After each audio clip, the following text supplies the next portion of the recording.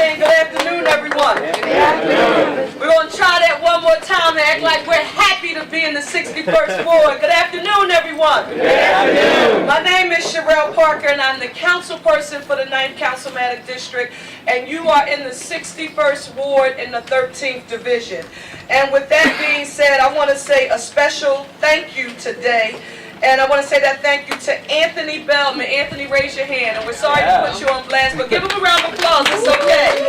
Anthony is a committee person right here in the 61st Ward. He also works for our Congressman Boyle, and he was instrumental in helping us to encourage residents to attend today. Dr. Yu is here from the Korean Development CDC. Dr. Yu, stand up so people can see who you are. Dr. Yu. And I want to say to you, to Hagar, and to all of the residents who are here today, and I want to say a huge thank you to our City Council President and my colleague Darrell Clarke, along with Mr. Mayor Jim Kenney. On today, we can be happy about the improvements that we're seeing taking place here, because these residents get a chance to see their tax dollars actually at work in their neighborhoods, and that's huge, so you all give that a round of applause.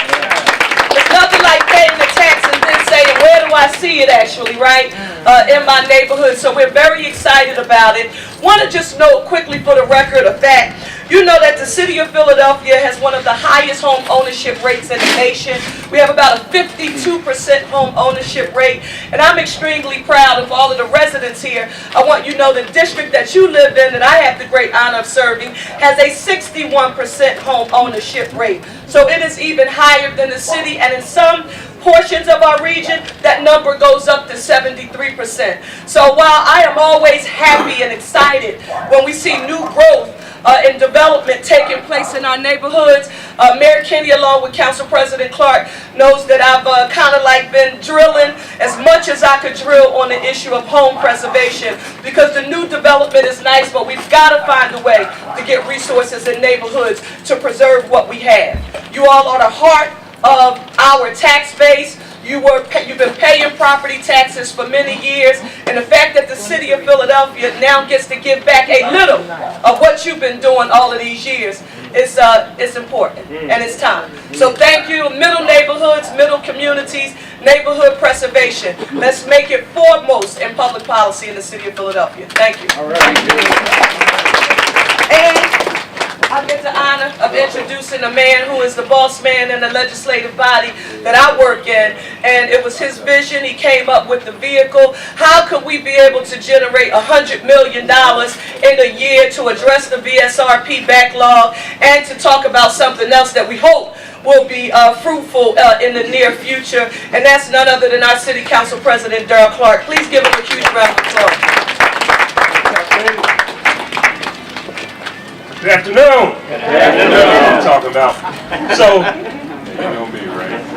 So, over the years, there's always been this discussion about the forgotten people, right? Yeah. People that didn't make, enough money to do some of those nice, big old buildings down there, $400,000-$500,000 houses down in those neighborhoods, and they don't necessarily qualify for certain programs that are sponsored by the government, and they tend to be, as now. My good friend, Representative and Councilperson Parker, calls middle neighborhoods. But before that, there used to be community, what was it? CSI, Community Sustainability Initiative. Yes. And then they had name after name. But it was always just about the discussion. It was never about actually putting money on the table. So we sat down with Councilwoman Parker and we talked about how do we get this done. And then we brought in members around the council. We sat around and we said, this is going to be a tough one. Because in all honesty, we got to raise a little money. And you all know what that normally means. Yes. That little tax increase, right? So we got a lot of pushback, but the simple reality is, since we passed this legislation, we haven't heard anything, because the reality is that this is beyond. I want to thank our homeowner. I want to congratulate you for being the first, because you kicking it off. And you're going to be the face of this program now. We're like, yeah. But the simple reality is that this goes beyond just the homeowner. This is about a vision for our city, about what I like to talk about, those neighborhoods of choice, right, that are starting to suffer some cracks around the foundation for a lot of different reasons. Some philosophical, lack of investment from certain institutions, certain circumstances relating to the individuals. But at the end of the day, we got to pay attention to those neighborhoods. And this is one of those neighborhoods. I was laughing on my way up, you know, and I still do. Go to old English Pizza on 5th Street. Yeah. You know what I'm talking about? Yeah. I drive all the way up from North Philly to get my old English Pizza. You know, my daughter used to live up here, so that's why. But the reality is, it was a community that meant a lot to the people. So I just want to thank all of our stakeholders. We had a real good meeting to discuss the possibility of this. I clearly want to thank the mayor. Because the mayor said, well, can't we get a little more money? I said, no, man, you know, I only got 9 votes for this one, you know what I mean? But the reality is that the support from all our stakeholders, the mayor, the administration, all of the people who actually make this work, PHDC, all of the OHCD, all of the housing agencies, and more importantly, I want to thank the residents of these communities because you have stayed in these neighborhoods. You've stayed, you know, and you fought through some of the challenges. And you said, you know what, I'm staying here. And now I have an opportunity to extend the life of my household as opposed to spending $450,000 for a new household. We make a small investment in existing households. What I like to say, the most expansive affordable housing in the city of Philadelphia is the existing housing stock. You know what I'm talking about? And from an economic perspective, this is going to have a $170 million economic impact on the city's economy as it relates to these contractors, the taxes. It is also going to stabilize the tax base, right? Because it is now create a vision where we deal with some of the challenges in some of these blocks. And more importantly, this was going to create more than 1,000 direct and indirect jobs in the city of Philadelphia. Right? So this is a win-win for all, and I just want to thank everybody, all of you. I want to thank one of my 16 bosses, Councilwoman Parker, for allowing me to be up in the neighborhoods. You know, we had this thing, you know, you got to get permission to go across the district line. Thank you, Councilwoman, so much. But folks, I'm just excited. This is what we believe to be the vision of our city. Know a lot of people are going to be burning up that hotline, Fred. But, you know, when they see this thing on the night, I hope you all have extra phones because everybody's going to want to participate in it. So thank you all. Thank you so much. This is a great day in the city.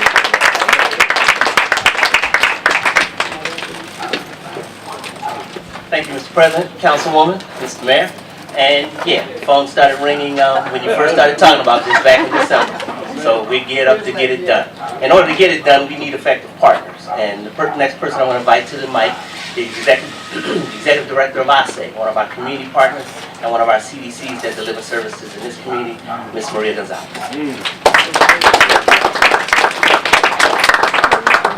Good afternoon, everyone. Thank you, Mayor Kenney, Council President Clarke, and Councilwoman Parker, and Mr. Purnell for inviting me to be here today. I'm the President of ASE and also the Vice President of the Board of Directors of PHDC. PHDC is the Philadelphia Association of CDCs serving the Philadelphia area. PHDC is very pleased to work with City Council, DHDC, and PHDC to advocate for more investment into these critical programs that will repair thousands of homes of low-income Philadelphians.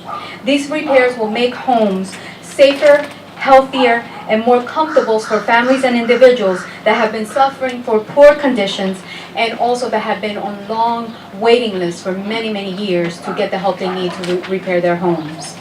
Every home repaired under this program is another family stabilized, another block improved, and another neighborhood strengthened. You can imagine what this means to children in many communities where now they can do their homework in their home without it raining in their bedroom. Or a family that can host their family and friends finally and have dinner for the first time in many years because now they have electricity in their kitchen. Or maybe for a senior citizen that now doesn't have to face the winter with no heat. These are the programs and the resources that help people that are very vulnerable. So I'm very happy to be a part of that. But even after the last dollar is spent, after the last home is repaired, we're still going to have lists. So there's still going to be a need for additional resources to be able to support the families. And not only to preserving the homes that we have because, you know, they're in poor condition and very old, but also to help preserve multifamily developments and also create new affordable housing opportunities. On behalf of PHDC, PHDC, and ASE, we continue to advocate and increase for dedicated funding for the Philadelphia Housing Trust Fund so that we have more resources to repair and preserve affordable homes and create affordable homes and hopefully end homelessness. We look forward to working with the county administration, city council to make sure that every Philadelphian has a safe, affordable home. Thank you.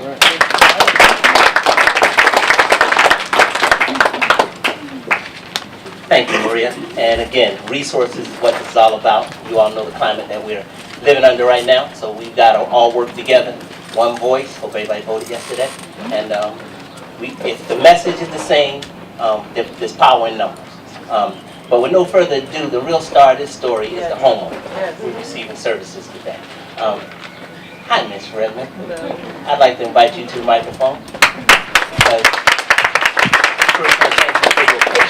She has been on the waiting list since 2014. It's 2017 now. So please say a little something nice about it. I just want to thank PHDC for the help they on my home. It came at a time when I really needed it. I'm very grateful. Working with, there's one person I really want to mention from PHDC that really worked with me, Karen Scott. She was a wonderful person. I was going through trouble at the time. She really helped me through this process. And I just want to thank the city and PHDC for everything they've done. All right. Thank you. And we thank you for your patience and your support because it's the residents that this is all about. The mayor and council president and councilwoman mentioned the economic impact about this program. One of the best things about the BSRP program is that we target the resources towards small, minority, female, local companies. And there's an opportunity to participate in this program without the need for big capital on the front end. I'd like to now invite you to Mr. Khaled Self. I think I said Kala. Okay. And other than the homeowner, this is the next most important piece that this program delivers for us. Mr. Self? I'd like to thank the mayor, Darrell Clarke. I call your office a lot sometimes for work back in the day. I've been working for the BSR program about 17 years now. It's helped grow our business a lot. This gives me the opportunity to employ people from the community. It gives me the opportunity to train some younger guys that are looking for opportunity to do the right thing and really not sure where they go. So we can give them an axe and set them on the roof. And we'd just like to thank the mayor and the city council for approving these funds to help us grow because this really helps the community grow if we can employ people and serve people, employ people from the communities that we serve. It also puts a big smile on a homeowner's face. I mean, we see some very devastating situations. I mean, the back rooms, the back door is usually shut. People don't use that part of the house. The front of the house is really clean, really tactful, but people can't go in the back because there's a hole in the roof. So we see that a lot. The doors are just shut. Nobody goes back there until we get there. And it's a lot of joists, a lot of woodwork, and people are grateful after it's all done. So we just want to thank everybody.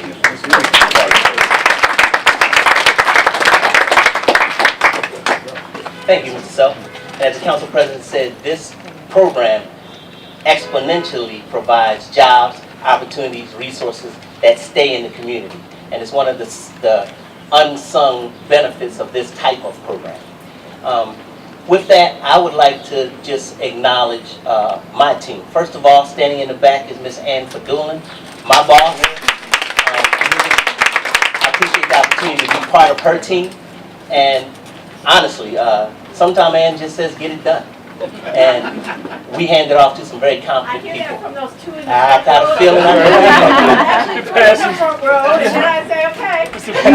But I'd be remiss if I didn't mention the interim director of the PHDC, Mr. David Thomas. David. And the gentleman who runs the housing improvement program, Mr. George Russell.